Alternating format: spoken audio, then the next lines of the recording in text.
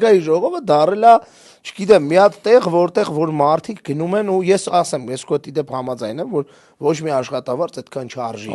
Հաստատ, որ գնաս ու այդ թույնը շնչես, այդ թույնը ես չգիտեմ էդ ինչ է, բայց այդ թույնը աշխարհի ամենամեծ զզվանքն է, որ կարելի է ապրել դրանց հետ միտեղ շնչելով, ասենք դու ճոգում ես, նստած ես մեկի կողովդ խոզը գնում է, ասենք իր սենյակ, sense հեվալով, հետո ասենք խոզին այսօր առանձին արադարձ է դեպի Ալենը անպայման, Ալենը թքելով, կամ տենում ես Մարիա Կարապետյանին, ուզում ես հարցնես ոնց եք, նորմալ է ամեն ինչ, այսինքն այս մթնոլորտը Արա ոչինչ չարժի վստահաբար, որ այս մտնոլորտում բան Չէ, ոչ մի փող ախպեր։ Ես դրա համար օրինակ չեմ կիսում այն տեսակետը, որ փողի համար բան, դա